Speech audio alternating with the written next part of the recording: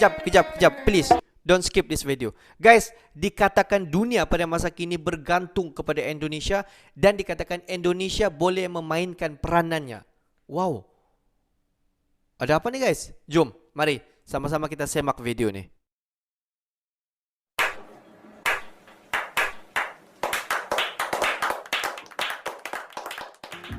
Hello guys. Bismillahirrahmanirrahim. Assalamualaikum warahmatullahi wabarakatuh. Allahumma sholli ala sayyidina Muhammad wa ala ali sayyidina Muhammad. Guys, selamat datang ke Musa Channel. Aku Musa dan ini adalah channel YouTube aku, Musa bin Muhammad Dari Channel.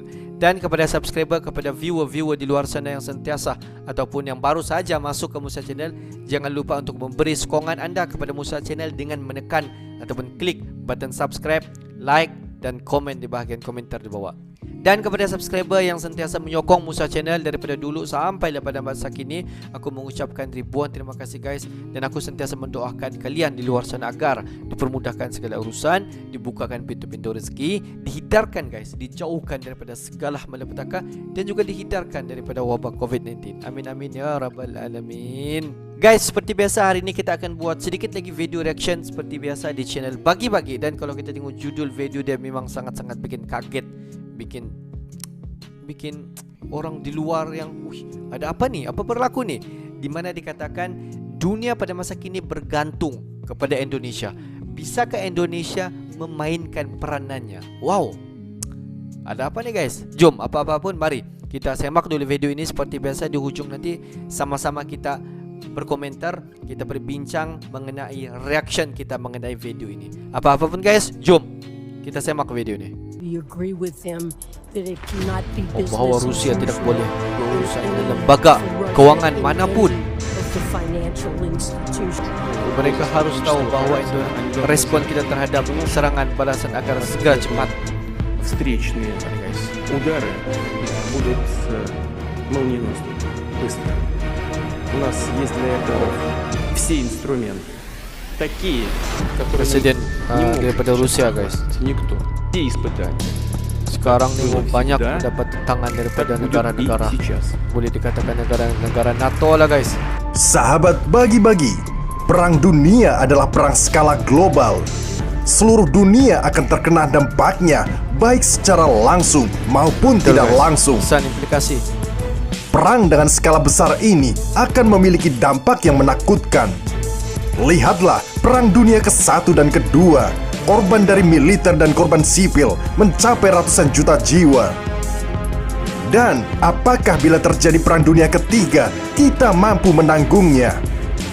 Tentu tidak. Perang dengan teknologi rudal dan nuklir nyaris tidak bisa dihindari.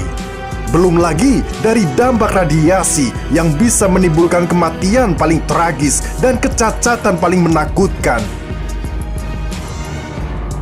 Dampak sosiologi masyarakat dunia juga berubah, yang mengalami evolusi mental dan ketahanan imun yang menurun. Apakah kalian siap bila listrik hilang dari kehidupan kalian? Apakah kalian siap jika internet dan informasi lenyap? Dan akankah kalian pahami seluruh pekerjaan akan hilang? Kita akan digantungkan lagi ke alam. Bisakah kalian berburu dan meramu di tengah hutan dan sungai yang rusak? Akankah kalian siap bila chaos sosial di mana kejahatan akan merajalela tanpa adanya payung hukum? Belum lagi masyarakat akan dihadapkan dengan hilangnya teknologi dan fasilitas kesehatan. Bayangkan dampaknya dalam kehidupan kita, di mana saat anakmu nanti sakit, engkau tak berdaya. Karena ekosistem kehidupan yang berubah ekstrim pasca Perang Dunia ke-3. Itulah kengeriannya. Dan di sini, Indonesia memiliki kesempatan besar untuk mencegah perang Al-Mahkamah Kubro tersebut. Bagaimana beritanya? Seperti biasa, sebelum kita lanjut, saksikan dulu yang mau lewat. Apa nih guys? 사랑하는 온나라 인민들과 인민군 장병들, 동포 형제 자매들, 동지들과 북들, 우리는 지울 수 없는 또 한 번의 역사의 깊은 발자취를 남기며 조국과 혁명, Tapi 민족사의 entah kenapa kalian 뜻깊은 masih 사변들이 menonton 알아서게 video ini 된 dan menonton 2018년을 보내고 희망의 꿈을 안고 새해 2019년을 맞이하였습니다. Sahabat bagi-bagi, di balik tekanan bagi Indonesia atas kehadiran Presiden Moskow di acara G20, ternyata membuka kesempatan besar bagi negeri ini untuk mengundang Presiden Ukraina walau bukan bagian dari G20 tersebut. Dari banyak tekanan Barat yang akan memboikot acara tersebut, umumnya dari anggota G7, Indonesia bersikap bijak dengan menuruti saran dari Amerika Serikat dan Eropa untuk mengundang Presiden Ukraina. Walaupun sungguh tidak nyambung saran Barat ini, tetapi ini juga bisa dijadikan kesempatan untuk Indonesia mempertemukan kedua negara pemicu perang dunia tersebut. Tentunya bila keduanya mau datang. Sahabat bagi-bagi, sebelumnya Amerika Serikat bahkan berpendapat Rusia seharusnya dikeluarkan dari forum ekonomi utama kelompok 20 atau G20 ini. Namun, permintaan ini mendapat berbagai reaksi dari sejumlah negara pro-Rusia seperti Tiongkok yang menolak jika sang beruang merah dikeluarkan dari keanggotaannya. Mengeluarkan Rusia dari keanggotaan tidaklah mudah. Oleh karena itu, lantas Presiden Amerika Serikat Joe Biden memberikan syarat bahwa Ukraina yang bukan anggota G20 pun juga harus diizinkan menghadiri KTT G20 di Bali. Memang rasa-rasanya syarat Amerika Serikat itu sama sekali tidak nyambung dengan forum KTT ini. Namun, mau bagaimana lagi? Indonesia yang juga dihadapkan dengan pilihan yang sulit. Bila negeri ini kembali pada jati dirinya, tentu ini akan menjadi kesempatan yang besar untuk menunjukkan prestasi yang sudah lama hilang, yaitu menjadi negara netral dan mendukung segala bentuk perdamaian dunia. Sahabat bagi-bagi, peran serta Indonesia dalam perdamaian dunia adalah amanat pembukaan Undang-Undang Dasar Negara Republik Indonesia tahun 1945 alinea keempat, yaitu dalam rangka mewujudkan perdamaian dunia yang berdasarkan kemerdekaan, perdamaian abadi, dan keadilan sosial. Walaupun harapan untuk hidup damai pada kenyataannya masih menjadi impian yang sulit bagi sebagian bangsa, saat ini kesempatan Indonesia dalam misi perdamaian akan datang kembali, yaitu saatnya Indonesia mendamaikan pertempuran terbesar abad ini yang bisa memicu perdamaian dunia antara Rusia dan Ukraina. Dengan tekanan Amerika Serikat dan Eropa yang memaksa Indonesia mengundang Presiden Ukraina ini, tentu akan jadi kesempatan Indonesia menghadirkan Zelensky di sini tanpa perlu cari-cari alasan kenapa orang yang bukan anggota diundang.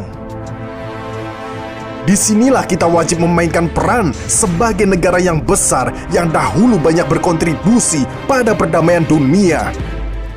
Dan pastinya, bila ini berhasil, maka dunia akan selalu melihat jasa Indonesia sebagai negara yang mampu mencegah perang besar dunia. Tetapi di sini kita harus sadar bahwa Zelensky pun belum menyatakan sikapnya akan hadir di acara tersebut. Walaupun dia mengungkapkan terima kasih kepada Presiden Joko Widodo karena telah mengundangnya datang. Di sini sikap Zelensky pun akan terbaca. Jika apabila dia mau hadir di sini, maka bisa kita simpulkan bahwa Zelensky mengharapkan perdamaian. Namun, bila tidak, kalian semua ormas NATO paham jawabannya. Sahabat bagi-bagi, Rusia pun masih memberikan komentar yang ambigu walaupun menyatakan ingin hadir di acara G20 ini. Seperti yang disampaikan duta besarnya untuk Indonesia, tetapi itu pun masih menyelipkan isyarat bahwa Putin akan datang sesuai keadaan, seperti tergantung status COVID dan sebagainya. Tapi yang pasti, bila kita lihat dari sisi Rusia, Rusia akan sedikit memikirkan hadirnya di Indonesia. di mana Rusia sendiri paham kedatangan presidennya akan menjadi jalan keluar atau hanya akan menjadi bulan-bulanan roastingan Amerika Serikat dan Eropa. Belum lagi keadaan keamanan Putin yang rawan. Karena Putin sendiri saat ini menjadi orang yang ditarget untuk dibunuh oleh banyak orang. Dan akankah Indonesia bisa memberikan keamanan yang pasti kepada Presiden Beruang Merah tersebut yang notabene sebagai tuan rumah? Karena bukan tidak mungkin bila mana terjadi masalah, malah kedepannya Indonesia lah yang disalahkan banyak negara di dunia. Atau malah akan menjadi kambing hitam bila Putin kenapa-napa di sini. Jadi, ayo Ormas Narto, kita siapkan barisan, dukung dan bantu pemerintah kali ini untuk menjaga keamanan para presiden. Gimana caranya? Stop overproud untuk salah satu pihak dan stop membuli si presiden pelawak tersebut. Presiden Ukraina maksudnya. Agar mereka semua mau datang ke sini. Takutnya gara-gara kalian salah satu pihak ogah datang. Makanya santuy aja dan jadilah kaum Narto yang bijak. Dan bila kalian dari ormas kaum rebahan, jadilah kaum rebahan yang tenang. Jangan gunakan jari kalian yang lentik itu membuat kata-kata kasar di medsos. Dan untuk pasukan warna-warni rasa jeruk dan apel, jangan rebutan dulu dengan saudaramu sendiri. Ingat, satukan tekad. Kita bersaudara, sampai mati pun tetap saudara. Terima kasih, King Narto undur diri. Merdeka, Narto. Guys, aku yakin dan percaya semua kalian di luar sana tahu bahawa Indonesia akan menjadi tuan rumah kepada penganjuran G20 yang akan berlangsung di Bali. Di mana kalau kita tengok G20 ini dia melibatkan beberapa negara yang sedang berlakunya peperangan di antara Ukraina dan juga Rusia. Dan Rusia merupakan salah satu daripada ahli di dalam G20 dan Amerika Syarikat sendiri merupakan ahli. Dan kalau kita tengok Ukraina bukanlah ahli di dalam G20, tetapi semasa G20 di Bali ini berlangsung, di mana kalau kita tengok Indonesia akan menjadi tuan rumah, menjadi sebagai ketua G20 pada tahun ini. Dan kalau kita tengok duta besar daripada Rusia telah menegaskan bahawa di mana Presiden Putin akan hadir semasa penganjuran G20 yang akan berlangsung di mana ni? Di Bali. Tetapi daripada itu Amerika Syarikat dan juga beberapa negara yang lain menentang keras terhadap penglibatan Presiden Putin hadir bersama G20. Tetapi selepas beberapa daripada itu, di mana Presiden Amerika telah mengenakan syarat kepada Indonesia jika menjemput Rusia hadir bersama dengan G20, di mana pihak Indonesia seharusnya menjemput Ukraina. Walaupun kalau kita tengok Ukraina ni bukanlah ahli daripada G20, tetapi sebagai jemputan semasa G20. Tetapi Indonesia tidak ada masalah mengenai dalam masalah itu, di mana Presiden Indonesia telah pun menjemput sendiri Presiden Ukraina yang akan hadir ke persidangan G20. Di mana di sana sebenarnya kita dapat nampak bahawa jika Presiden Ukraina hadir semasa G20, maknanya di sana Ukraina di mana Ukraina berbuka hati ataupun berbesar hati untuk memohon perdamaian di antara Rusia bersama dengan Ukraina. Tetapi jika Presiden Ukraina tidak hadir ke dalam acara G20, kita dapat nampak bagaimana sifat Presiden Ukraina itu sendiri. Kalau kita tengok tajuk video yang kita akan riak hari ini, dunia kini bergantung pada Indonesia. Betul lah guys, di mana satu dunia pada masa kini bergantung pada Indonesia di dalam penganjuran G20.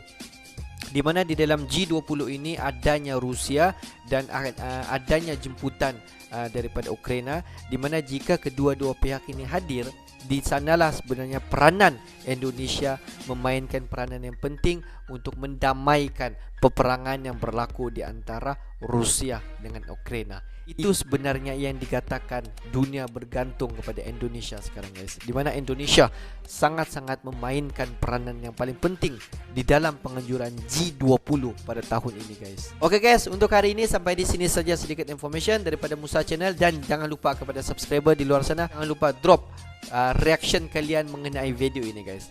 Dan juga kepada subscriber, kepada viewer-viewer di luar sana yang belum lagi klik button subscribe, please guys to klik button subscribe, like dan komen di bahagian komentar di bawah. Akhir kata daripada Musa Channel, thanks for watching my video. Assalamualaikum warahmatullahi wabarakatuh. See you the next video.